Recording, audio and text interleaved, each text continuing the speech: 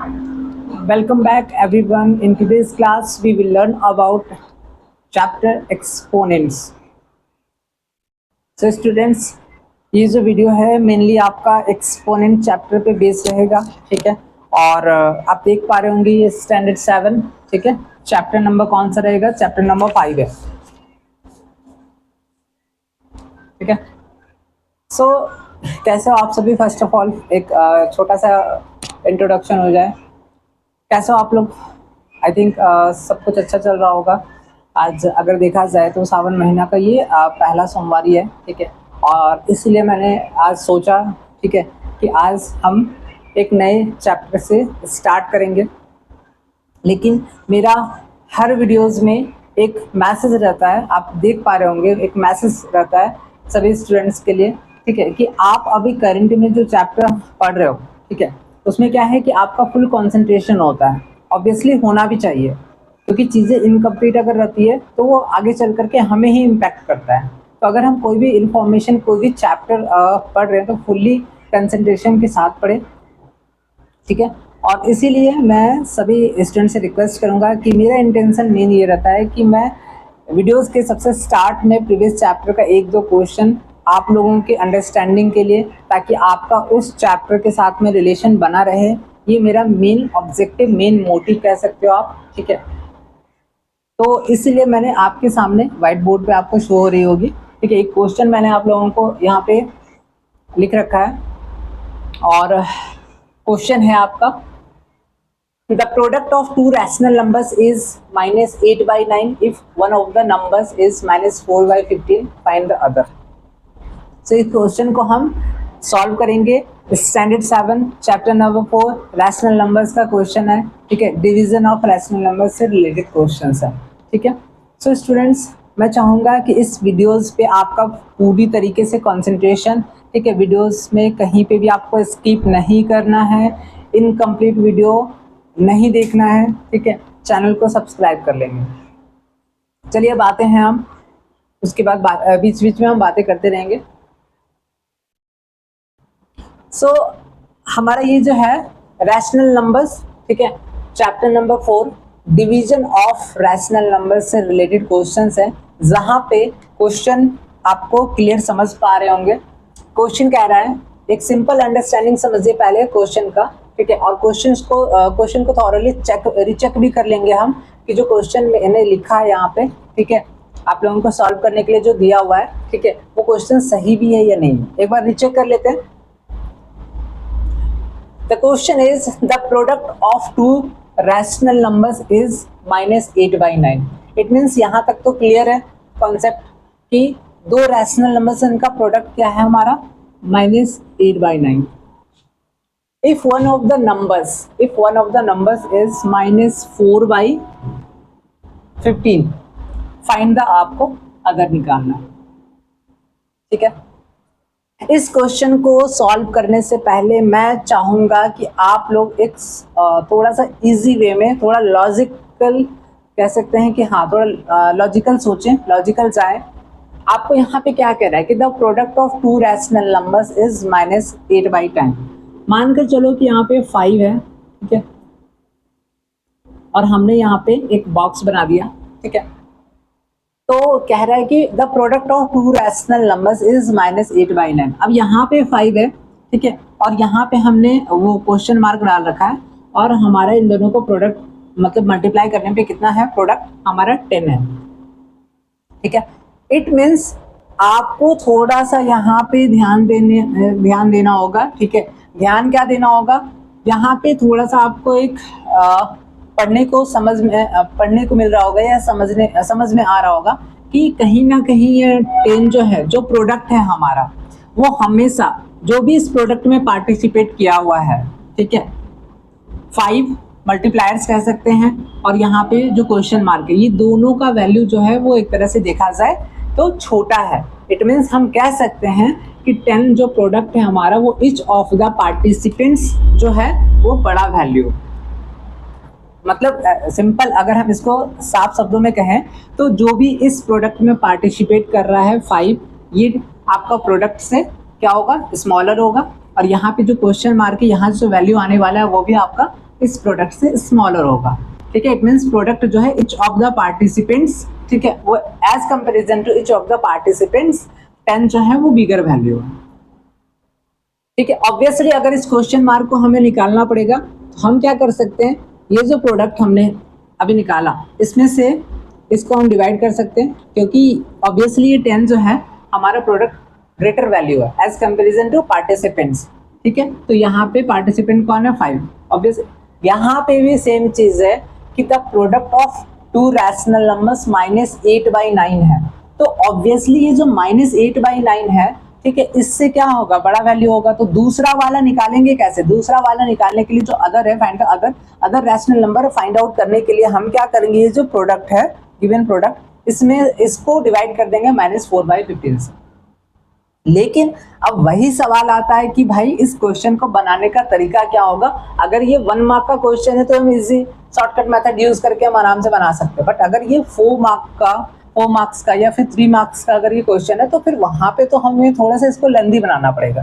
तो लेंदी बनाने के लिए मैं एक प्रोसेस दे रहा हूं आपको, एक मेथड दे रहा हूं, जिसमें यहां पे आपको लिखना है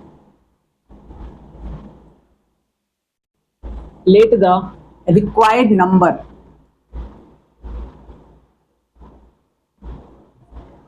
required number be x, ठीक है। देन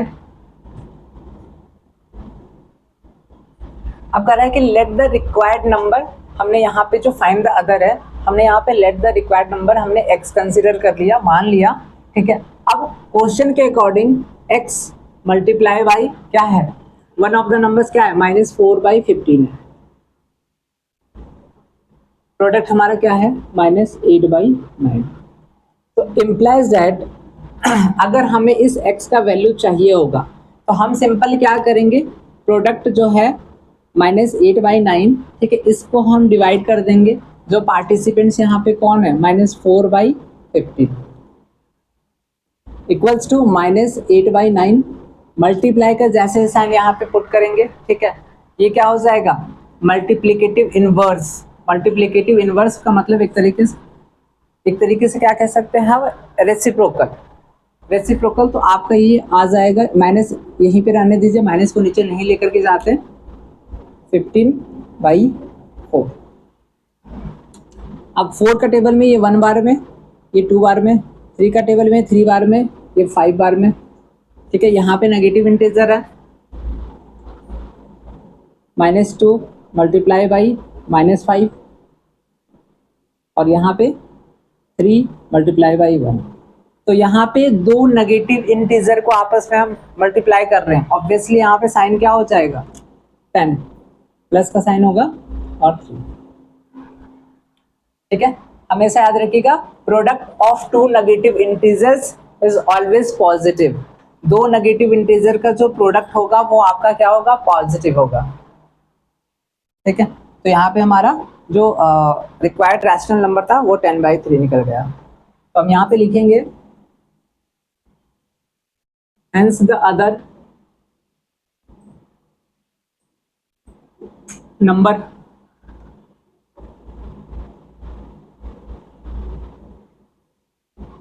is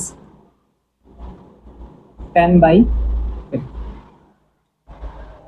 ठीक है। इसको नोट डाउन कर लीजिए, ठीक है, नोटबुक में, फिर हम आगे बढ़ेंगे।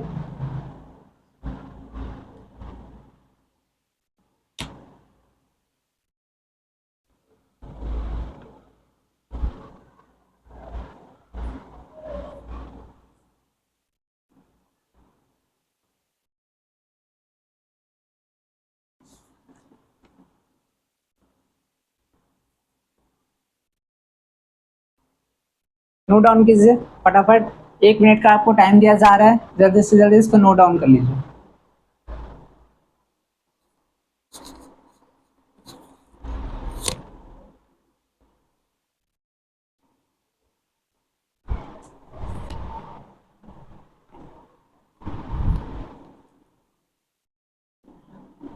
एंड स्टूडेंट्स साथ ही साथ नोट डाउन करते हुए चलेंगे। साथ ही साथ मैं आप लोगों को इन्फॉर्म करना चाहूँगा, ठीक है, कि आप चाहे सेल्फ स्टडी कर रहे हो, चाहे आप होम ट्यूशन्स ले रहे हो, ठीक है, या आप कहीं किसी कोचिंग में जाकर पढ़ाई कर रहे हो, ठीक है, मेरा आप सभी स्टूडेंट के साथ में एक ही रिक्वेस्ट रहेगा, ठीक है, पढ़ाई को मजाक में लेकर ना पढ़ें, ठीक है, थोड़ा सा सीरियस हो जाएं। अभी से अगर आप सीरियस होते हो, और सीरियस का मतलब मैं ये नहीं कह रहा हूँ कि कोई भी स्टूडेंट 24 घंटा पढ़ पाएगा, ठीक है, अब 24 आवर्स तो ऐसा नहीं है कि 24 आवर्स सॉरी 24/7 जो है स्टूडेंट्स जो हैं पूरा का पूरा पढ़ाई पे ही फोकस करेंगे, ठीक है, ये बिल्कुल ऐसा नहीं हो सकता। तो जो चीज़ पॉसिबल ही नहीं है मैं उस पर बात नहीं कर रहा हूँ, लेकिन एटलीस्ट अगर आप स्टैंडर्ड 7 में हो, ठीक है, स्टैंडर्ड 8 में हो, तो स्टैंडर्ड 7 में एटलीस्ट आप कम से कम घर पे रह करके एक सेल्फ स्टडी की मैं बात कर रहा हूँ। मैं ये बात नहीं कर रहा हूँ कि आपने कोचिंग में कितना टाइम दिया, आपने बाहर दोस्तों के साथ में पढ़ाई में कितना टाइम दिया, ठीक है, मैं इसकी बात नहीं कर रहा हूँ। मैं बात कर रहा हूँ कि अगर सेल्फ स्टडी आप कर रहे हो, खुद के लिए अगर टाइम निकाल लो, तो एटलीस्ट कम से कम 4 आवर्स का हर दिन डेली बेसिस का एक हैबिट बना लीजिए, ठीक है, क्योंकि वो हैबिट बनता बनता क्या हो जाएगा, एक दिन आप उसके हैबिचुअल हो जाओगे, और हैबिचुअल हो जाओगे तो ऑब्वियसली ये 4 घंटा आपका खुद पे सेल्फ स्टडी एक फुल कंसंट्रेशन जाएगा, ठीक है। तो मेरा सभी इसे रिक्वेस्ट है कि हर दिन का एक 4 घंटे का टाइम बना ले, ठीक है, मॉर्निंग में आप एक जो लर्न मतलब याद करने वाली चीज़ है, ठीक है, उसको मॉर्निंग में जा करके आप उसको 1 घंटे रख लीजिए उसके लिए, शाम को मैथमेटिक्स रख लीजिए, ठीक है, डेली बेसिस पे एटलीस्ट आधा घंटा 1 घंटा तो कम से कम मैथमेटिक्स पढ़ना है, प्रैक्टिस करना है ज़्यादा से ज़्यादा, ठीक है, ज़्यादा से ज़्यादा सॉल्व एग्जाम्पल्स बनाने की कोशिश कीजिए। इस प्रकार से डेली बेसिस का 4 आवर्स तो आपको देने ही देने हैं। चलिए आते हैं हम, अब एक नेक्स्ट क्वेश्चन है,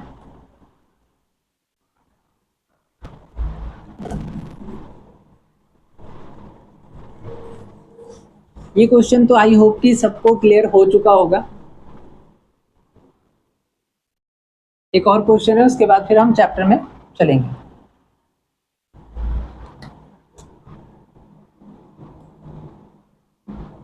क्वेश्चन है, divide the sum of 65/12 and 8/3 by their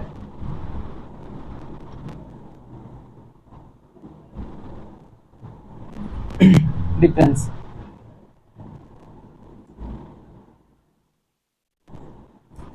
ठीक है, क्वेश्चन आपके सामने है, एक बार हम रीचेक कर लेंगे। Divide the sum of 65/12 and 8/3 by their difference, ठीक है। तो सिंपल आस्क क्या है इस क्वेश्चन का कि पहले तो हम क्या करेंगे, 65/12 और 8/3 का सम फाइंड आउट कर लेंगे, ठीक है, फिर उसी सम को डिवाइड करेंगे बाय देयर डिफरेंस। मतलब फर्स्ट स्टेप हमारा ये रहेगा कि 65/12 और 8/3 को हम सम करेंगे, फिर उनका डिफरेंस फाइंड आउट कर लेंगे, और जो सम है उसको फिर डिवाइड करेंगे डिफरेंस से इन दोनों के। चलिए, तो क्वेश्चन को हम एक काम करेंगे, इस तरीके से सॉल्व करेंगे।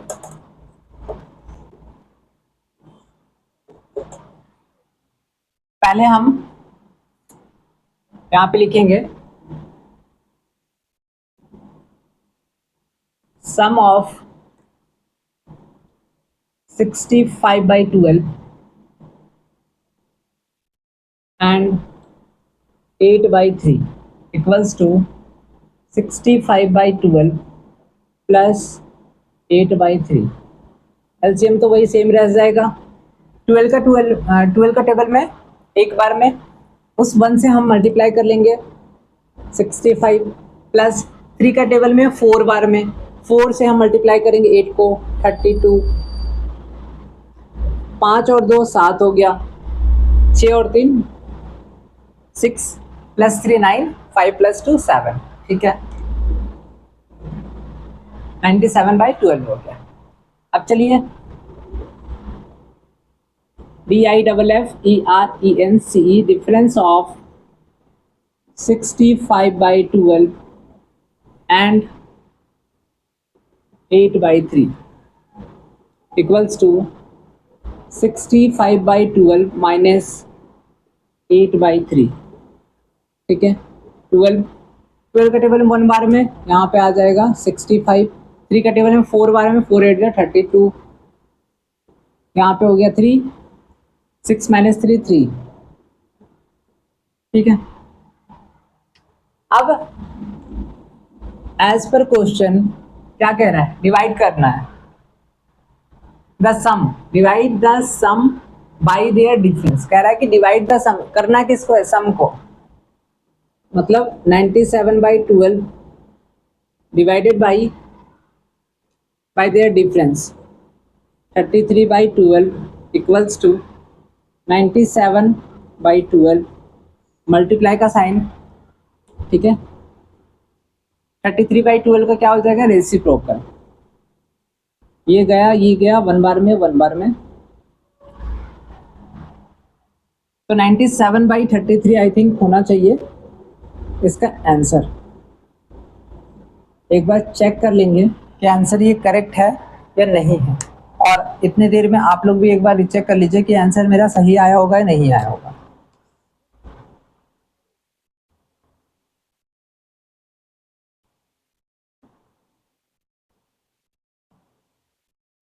नाइन्टी सेवन बाई 33 ये आंसर करेक्ट है। ठीक है। तो 97/33 जो है this is the correct answer. Note down कर लीजिए इसको।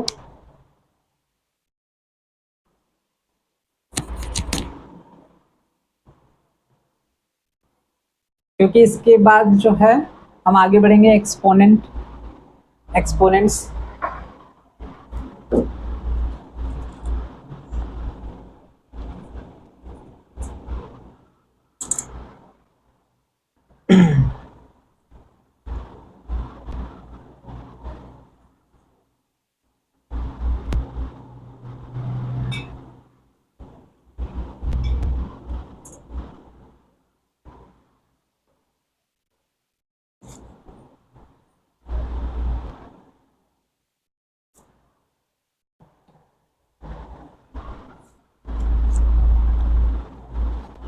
और भी हमारे पास रैशनल नंबर से रिलेटेड कई सारे क्वेश्चंस हैं, लेकिन उनको हम धीरे धीरे लेकर के चलेंगे। ठीक है। और एक वीडियोस रहेगा जिसमें चैप्टर नंबर 1, ठीक है, integers, chapter number 2 fractions, chapter number 3 decimal fractions, फिर रैशनल नंबर्स। ठीक है। सारे चैप्टर को कंबाइन, 4 चैप्टर को कंबाइन मिला करके एक वीडियोस अपलोड रहेगा जहाँ पे आपको सारे क्वेश्चंस मिल जाएंगे। चलिए अब स्टार्ट करते हैं, नेक्स्ट चैप्टर आते हैं।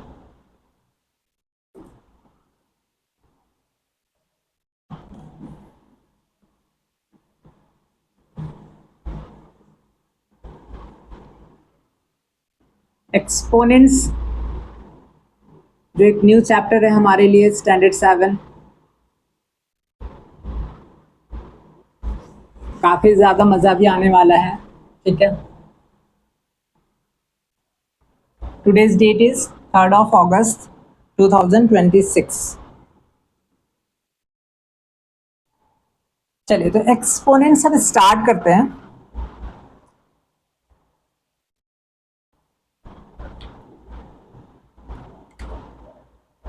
सो स्टूडेंट्स चैप्टर स्टार्ट करने जा रहे हैं। ठीक है। और ये जो चैप्टर नंबर 5 है एक्सपोनेंट, थोड़ा सा छोटा चैप्टर है लेकिन काफ़ी ज़्यादा इंपॉर्टेंट चैप्टर भी है। वो कहा जाता है ना कि छोटा पैकेट बड़ा धमाका। तो यहाँ पे वही चीज़ है। अब कह रहा है कि रिकॉल डैट, आपने इससे पहले पढ़ा होगा, क्या पढ़ा होगा, recall that we may right,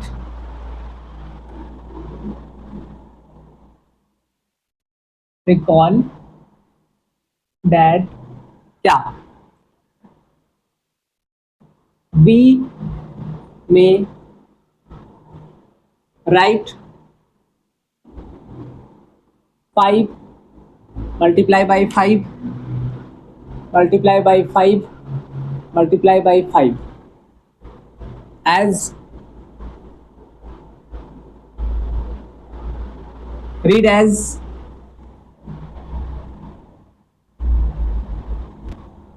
and read it as 5 raised to the power 4। तो स्टूडेंट्स चैप्टर स्टार्ट हो चुका है जहां पे ये बतलाया जा रहा है रिकॉल। रिकॉल का मतलब एक तरीके से आपको कहा जा रहा है कि एक बार याद कीजिए, ठीक है, स्मरण करिए, ठीक है।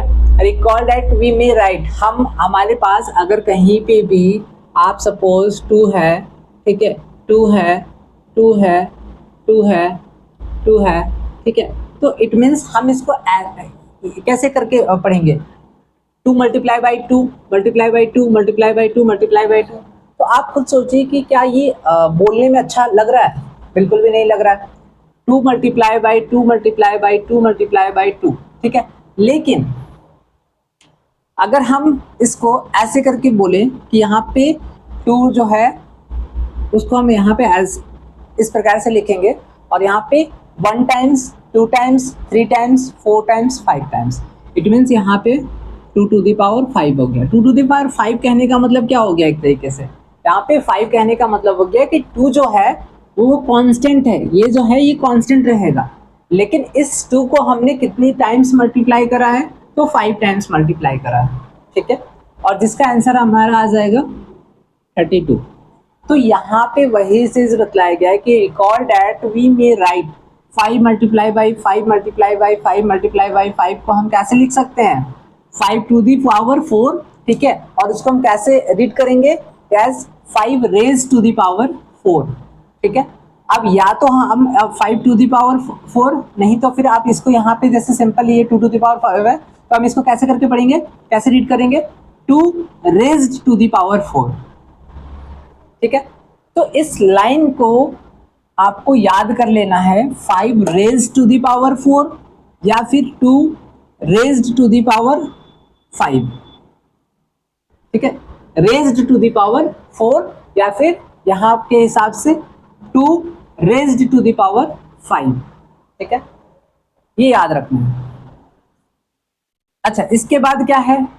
इसके बाद कह रहा है कि इन 5 to the power 4, 5 to the power 4 में आपका 5 जो है वो क्या कहलाएगा? बेस। और यहाँ पे 4 जो कहलाएगा वो क्या कहलाएगा? एक्सपोनेंट, ठीक है। तो in 5 to the power 4, in 5 to the power 4, it means 5 को हमने 4 टाइम्स मल्टीप्लाई करा है, तो 4 raised to the power 5 raised to the power 4, ठीक है। इसमें 5 हमारा क्या है? बेस है, एंड 4 को हमने यहाँ पे क्या कहा है? एक्सपोनेंट या फिर इंडेक्स। क्या कहेंगे? इंडेक्स। तो आपको यहाँ पे याद उसी प्रकार से, अगर हमने यहाँ पे 2 रेज्ड टू द पावर 5 लिखा है, तो यहाँ पे 2 जो है हमारा वो क्या कहलाएगा? वो हमारा कहलाएगा बेस, ठीक है। और 5 जो है हमारा क्या कहलाएगा? एक्सपोनेंट, ठीक है। और दूसरे शब्दों में इंडेक्स क्या कहलाएगा? एक्सपोनेंट या फिर इंडेक्स। सिमिलरली कह रहा है कि -6 है, -6 है, -6 है। इसमें भी हम क्या पढ़ेंगे? इसको -6 रेज्ड टू द पावर 3, क्योंकि कितनी टाइम्स? 1 टाइम, 2 टाइम, और यहाँ पे है 3 time, 3 times. It means -6 raised to the power 3, ठीक है। तो यहाँ पे -6 जो हो गया वो क्या कहलाएगा? बेस, ठीक है। और 3 जो है वो क्या कहलाएगा? एक्सपोनेंट या फिर इंडेक्स, ठीक है। तो इतना आपको आई थिंक क्लियर हो चुका होगा, ठीक है। आपको कहीं पे मतलब बहुत सारे ऐसे जगहों पे मिलता होगा कि इसको मल्टीप्लाई करके निकालो, तो हम इसको इस तरीके से जो करेंगे, इसको बेटर ये है कि हम सीधा 5 को कांस्टेंट रख करके, ठीक है, raise to the power 4, it means 5 to the power 4, इस तरीके से लिख सकते हो, इसका वैल्यू फाइंड आउट कर सकते हैं, ठीक है। अब आगे बढ़ते हैं। हाँ, यहाँ पे भी मैंने बतला दिया कि -6 जो है वो बेस है हमारा, ठीक है, और एक्सपोनेंट जो है हमारा 3 है यहाँ पे, या फिर उसको इंडेक्स कहिए।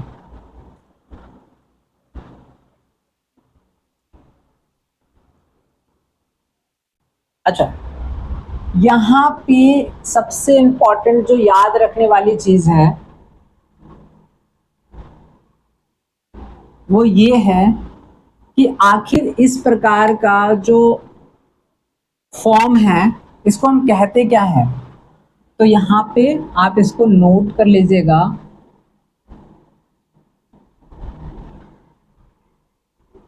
नोट करके आपको लिखना है, this notation is called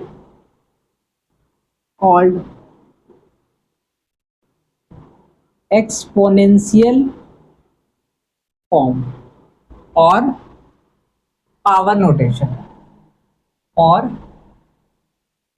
power notation.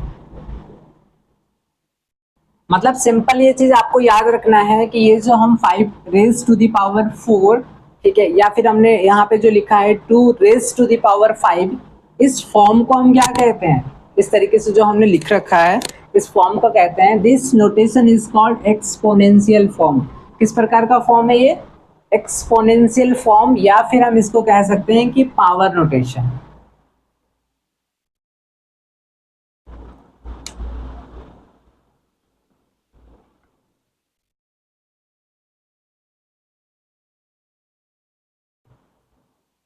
ठीक है, अब इसको हम थोड़ा सा एडवांस करने जा रहे हैं, इसको भी आपको समझना है। ये तो अभी हमारे लिए था इंटीजर्स, राइट। अभी हमने जो पढ़ा यहाँ पे एक पॉजिटिव इंटीजर का हमने एग्जांपल लिया, सॉरी 2 पॉजिटिव इंटीजर, ठीक है, और एक हमारा नेगेटिव इंटीजर था -6। अब यहाँ पे हम थोड़ा सा इन्वॉल्व कर रहे हैं रैशनल नंबर्स को। Similarly, the product of a rational number multiplied several times by itself can be expressed in the same notation. अब जैसे 2/3 है, सपोज इसको हमने कांस्टेंट रख करके 4 टाइम्स मल्टीप्लाई कर दा, इसका मतलब है 2/3 यहाँ पे आपका बेस हो गया, ठीक है, एक्सपोनेंट हो गया हमारा 4, या फिर आप इसको इंडेक्स भी कर सकते हैं। और इसको हम रीड कैसे करेंगे, 2/3 रेज टू द पावर 4, ठीक है। सेम अगर इसको हमने यहाँ पे माइनस लगा दिया, नेगेटिव रैशनल नंबर, तो हम यहाँ पे क्या करेंगे, -2/3 रेज टू द पावर 4, जहाँ पे -2/3 जो है हमारा बेस हो जाएगा और 4 हमारा जो होगा वो एक्सपोनेंट या फिर इंडेक्स कहलाएगा, ठीक है। इट मीन्स यहाँ पे एक चीज तो क्लियर हो गया। अब यहाँ पे थोड़ा सा आप लोगों को नोट करने की जरूरत पड़ सकती है, if A by B is a rational number, if A by B is a rational number, अब वो पॉजिटिव रैशनल नंबर हो, नेगेटिव रैशनल नंबर हो, doesn't matter, but A by B जो है यहाँ पे is a rational number, then A by B circular bracket के अंदर हमने लिखा है 2 equals to A by B multiply by A by B, ठीक है, क्योंकि यहाँ पे A by B raise to the power 2 है तो हमने उसको 2 टाइम्स मल्टीप्लाई करा। अब यहाँ पे हम इसको दो रैशनल नंबर को आपस में कैसे मल्टीप्लाई करते हैं, A मल्टीप्लाई बाई A और यहाँ पे B मल्टीप्लाई बाई B, ठीक है, यहाँ पे A टू द पावर 2 और यहाँ पे B टू द पावर,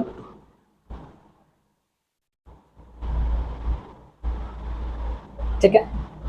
इसी हिसाब से अगर हम यहाँ पे A by B raise to the power 3 है तो हम यहाँ पे a बाई बी को 3 टाइम्स मल्टीप्लाई करेंगे और यहाँ पे हम ऐसे करके लिखेंगे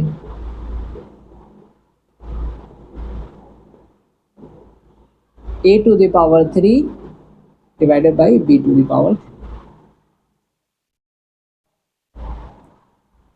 ठीक है,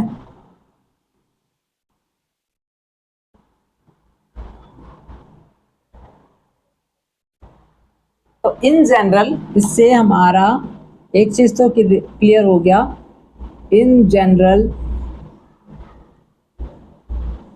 वी हैव अगर हमारा कहीं पे भी एक rational number suppose a by b है, उसका पावर n है, इसका मतलब ये n यहाँ पे भी जाएगा और n यहाँ पे भी जाएगा। ठीक है, फॉर एवरी पॉजिटिव इंटीजर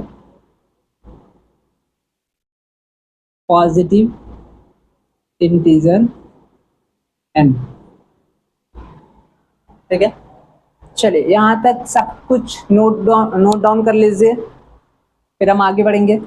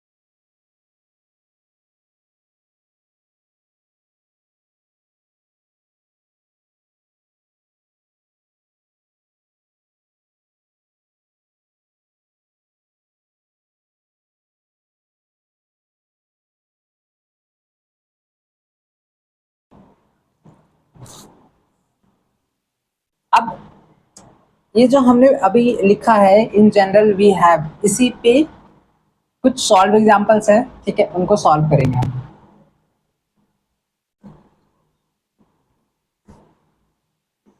ठीक है,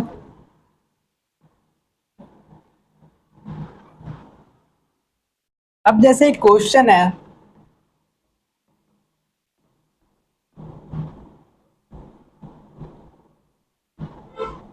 इवेलुएट पहला नंबर 3/4 to the power 2 minus 2/3 to the power 3 और थर्ड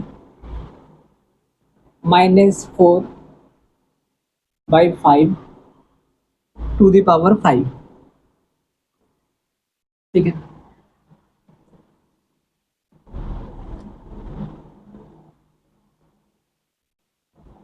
पहला नंबर है 3/4 रेज टू द पावर 2। ठीक है, तो इट मीन्स अगर हम इसको इन जनरल वी हैव अगर इस प्रकार से हमारा लिखा हुआ है, तो हम इसको सिंपल क्या करेंगे, 3 टू द पावर 2 और यहाँ पे 4 टू द पावर 2, मतलब यहाँ पे आपका हो जाएगा 9 और यहाँ पे हो जाएगा आपका 16। Simple.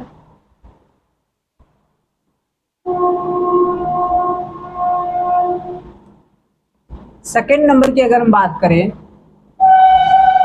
-2/3 to the power 3, it means कि -2 के ऊपर भी पावर जाएगा -2 रेज टू द पावर 3 और यहाँ पे 3 रेज टू द पावर 3। तो अब यहाँ पे अगर देखा जाए पावर 3 है, इट मीन्स ये ऑड नंबर है, ऑड नंबर में हमेशा नेगेटिव में आंसर आएगा, तो -8 और यहाँ पे आपका 3 3 9 27, ये हमारा आंसर हो गया। थर्ड नंबर है -4/5 रेज टू द पावर 5। तो यहाँ पे हम -4 रेज टू द पावर 5 और यहाँ पे -5 रेज टू द पावर 5। इसका मतलब है कि -4 को हम ओड नंबर, ये 5 जो है हमारा ओड नंबर है, ऑब्वियसली आंसर माइनस में आएगा।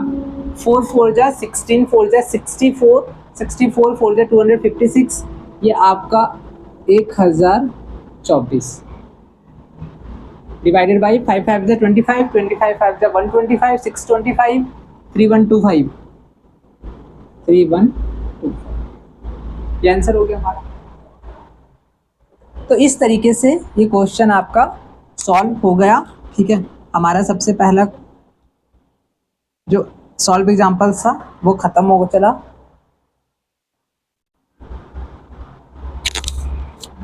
नेक्स्ट सॉल्व एग्जाम्पल की ओर आगे बढ़ेंगे।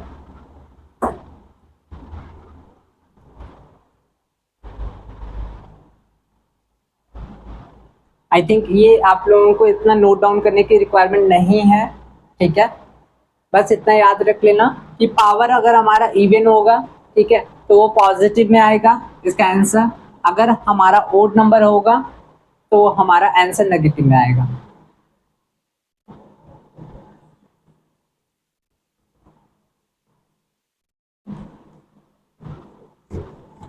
नेक्स्ट सॉल्व एग्जांपल किस टाइप का होगा, we will see.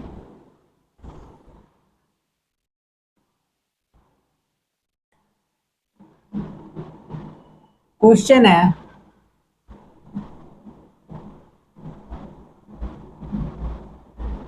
express each of the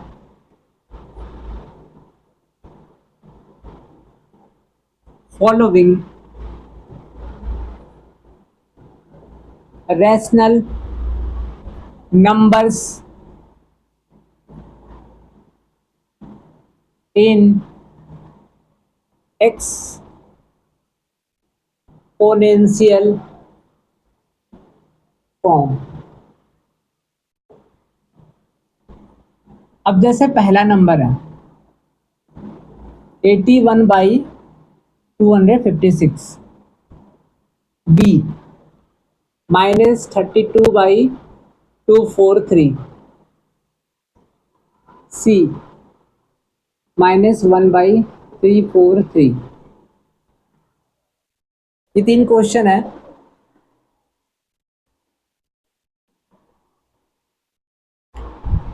और ये मार्कर का इंक खत्म हो गया है।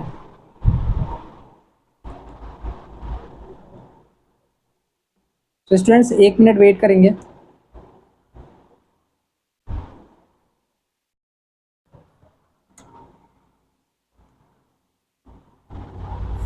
ये भी अलग ही समस्या है।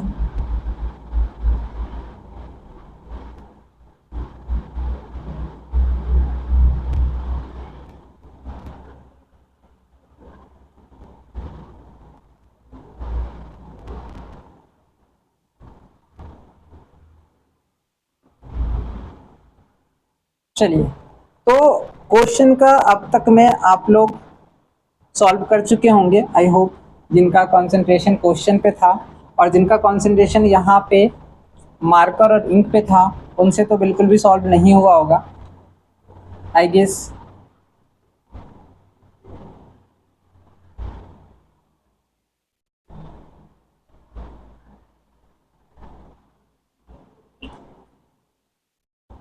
चलिए, so express each of the following rational numbers in exponential form। Exponential form मैंने आप लोगों को अभी जस्ट क्लियर करा था कि जहाँ पे आपका बेस और जहाँ पे आपका एक्सपोनेंट, ठीक है, दोनों मिलकर के आपका क्या है, एक्सपोनेंशियल फॉर्म बनाएगा। अब सॉल्यूशन में सबसे पहला 81/256 है,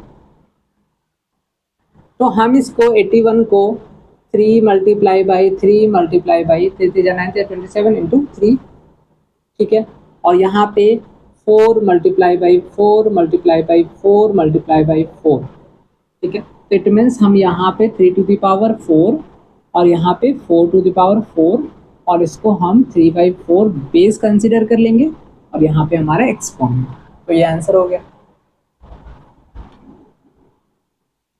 है ना।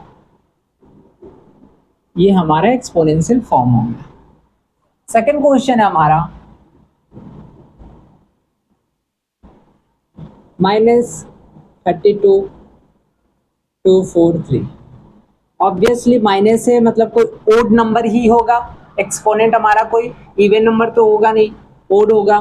तो -2 multiply by -2 multiply by -2 multiply by -2 multiply by -2, ठीक है। 3 मल्टीप्लाई बाई 3 3 3 3।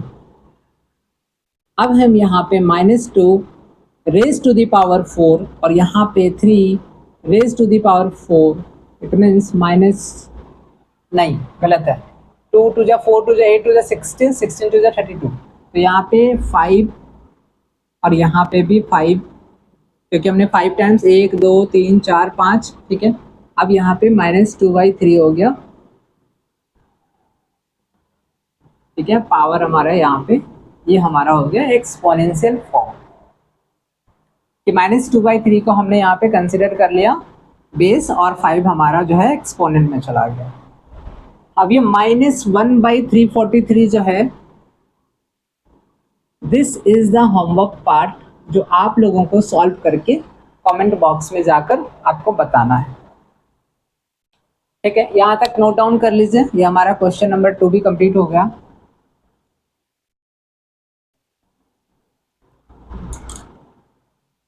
अब हम आगे बढ़ेंगे।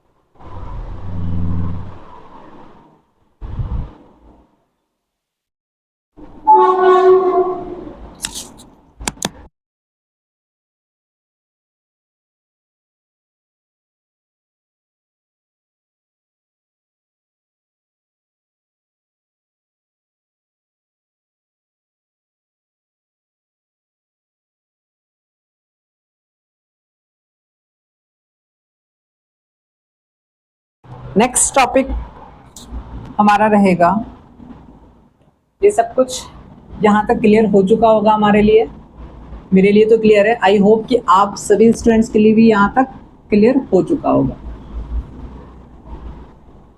ठीक है। अब हम नेक्स्ट टॉपिक की ओर आगे बढ़ेंगे, जहाँ पे टॉपिक है हमारा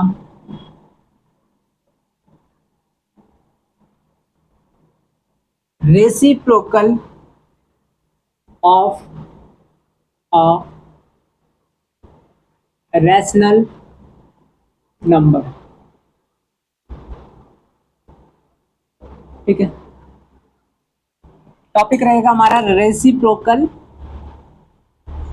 of a rational number.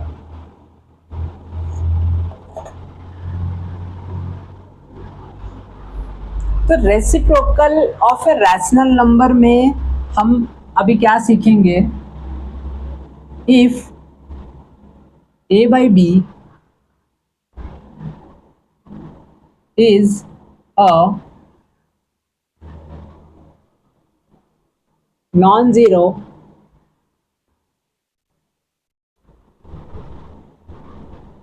rational number, if a by b is a non-zero rational number, then its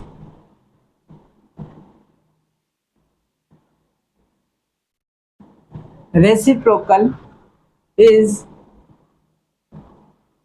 b by a, ये तो हम जानते हैं, एंड उसको हम लिखेंगे कैसे?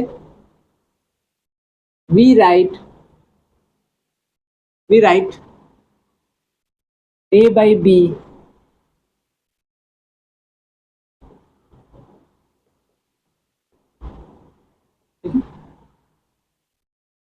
तो कह रहा है कि reciprocal of a rational number में हमें ये समझना है कि सपोज अगर a बाई बी जो है हमारा एक नॉन जीरो रैशनल नंबर है, मतलब p बाई क्यू के फॉर्म में है, q not equals to zero, ठीक है, और p q दोनों जो है आपका इंटीजर्स है, then it's reciprocal.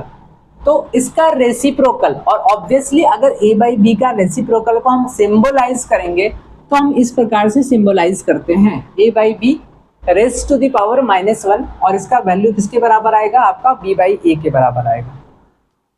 Now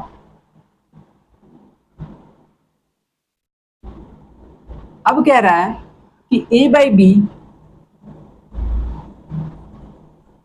to the power m equals to, ये तो हमने पढ़ा हुआ है, ठीक है, इम्प्लाइज दैट,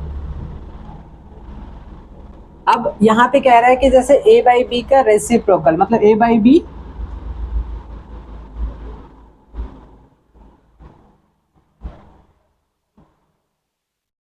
implies that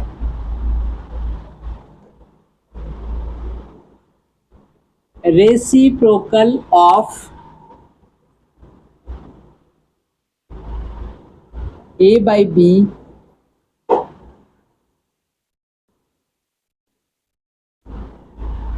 अब a by b to the power m raise to the power m है, इक्वल्स टू हमने ये ले, तो कह रहा है कि reciprocal of a by b raise to the power m क्या हो जाएगा? b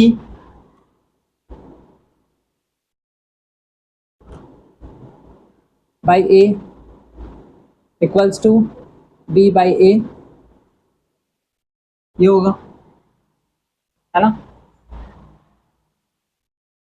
क्लियर है यहां तक? इस हिसाब से hence the reciprocal of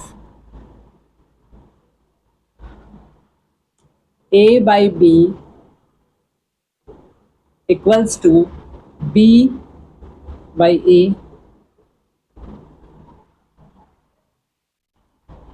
b by a raise to the power m।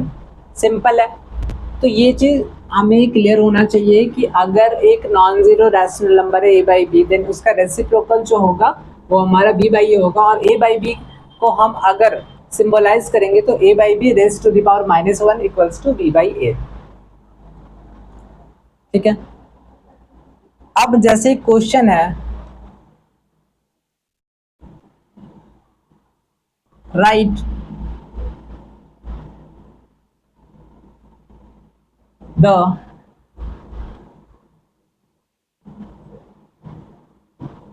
reciprocal of each of the following in exponential form।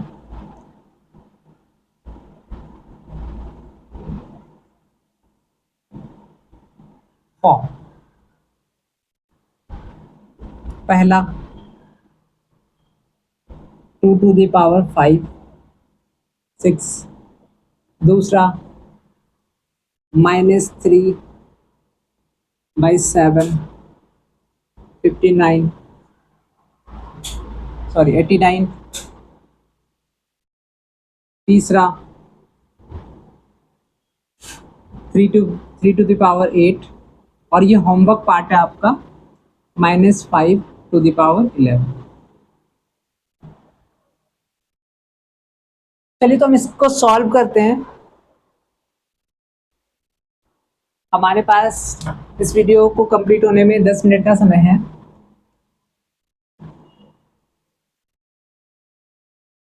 एक बार सॉल्व करके देखते हैं कि इसमें क्या है, क्वेश्चन किस तरीके से बनेगा।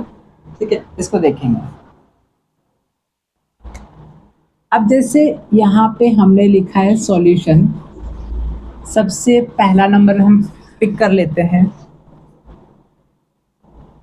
ठीक है, 2/5। क्वेश्चन में कह रहा है कि राइट द रेसिप्रोकल, तो हमें क्या निकालना है, हमें क्या निकालना है, सीधा write the reciprocal of each of the following in exponential form. तो इट मीन्स हमें निकालना है पहले क्वेश्चन के according reciprocal of 2/5 to the power 6। तो it means 2/5 raise to the power 6 का रेसिप्रोकल क्या हो जाएगा, कैसे निकालेंगे हम इसको। 5 ऊपर चला जाएगा और ये इस तरीके से reciprocal of 2/5 raise to the power 6 का simple 5/2 raise to the power 6 कर देना है। क्योंकि अभी हम लोगों ने जस्ट पढ़ा था कि a/b, यहाँ पे हमने जस्ट अभी पढ़ा कि सपोज a/b एक रैशनल नंबर है, non zero rational number, raise to the power m करेंगे और इसका रेसिप्रोकल कैसे निकलेगा, हम यहाँ पे b/a कर देंगे। ठीक है, और इस तरीके से ये हमने जस्ट अभी पढ़ा है। सेकेंड नंबर,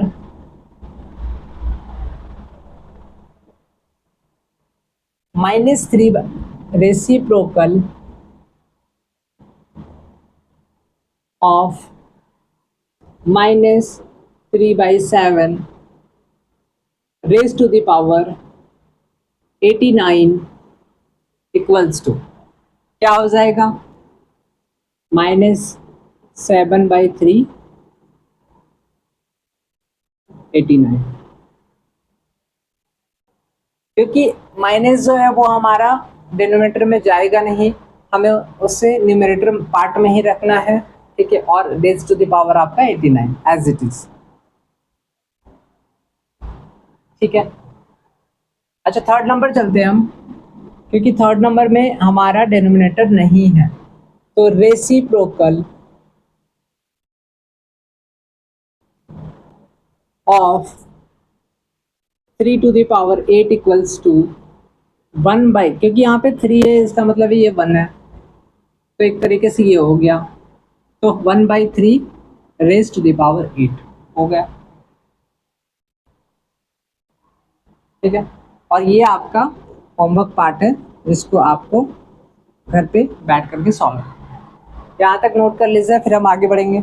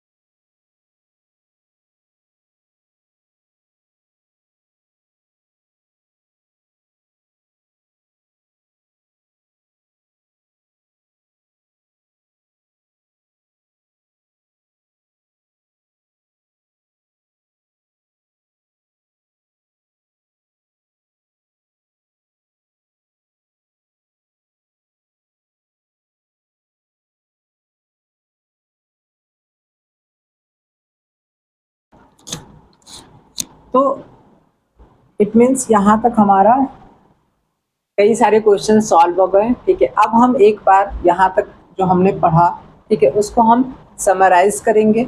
समराइज करके कहीं एक जगह पे नोट कर लेंगे, ठीक है। कहने का मतलब एक तरीके से हमने जो भी यहाँ पे पढ़ा उसको एक नाम देने जा रहे हैं, जिसका नाम होगा लॉज ऑफ एक्सपोनेंट्स, ठीक है।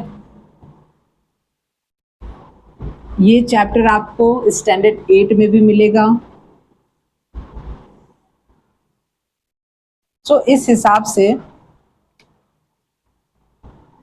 Laws of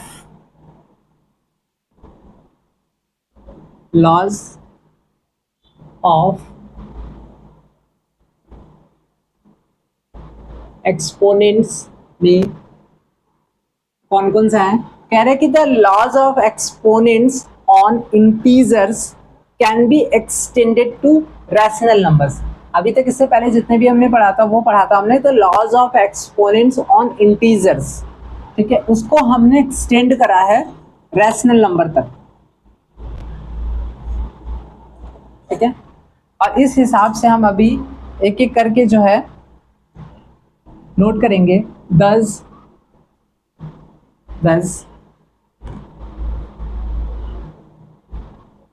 for any rational number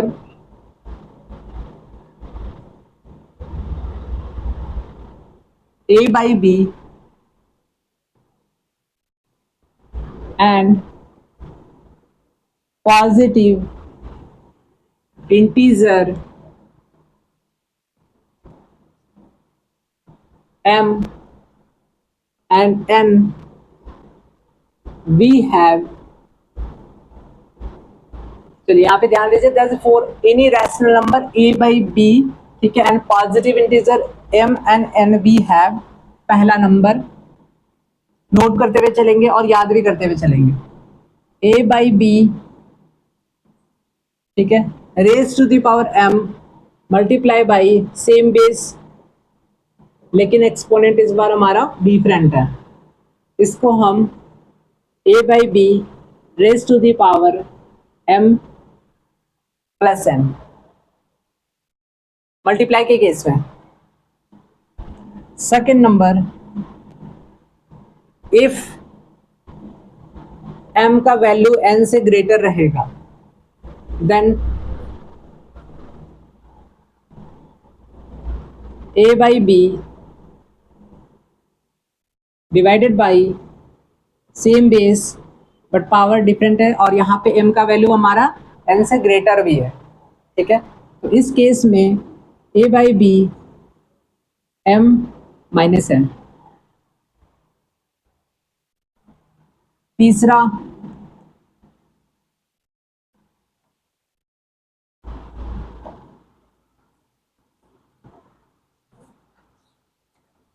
third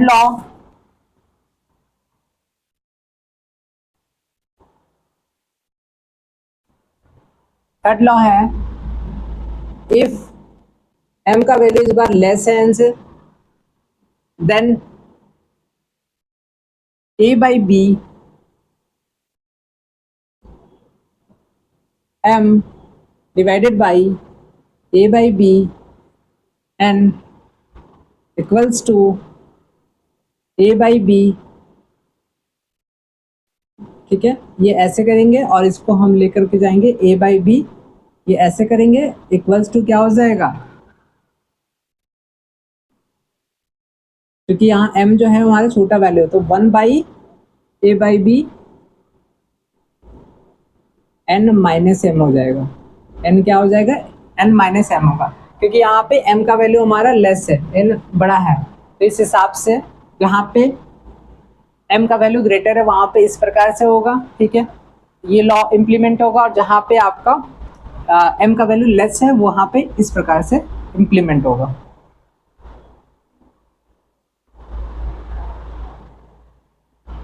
so मिलते हैं नेक्स्ट वीडियो में। Thank you so much.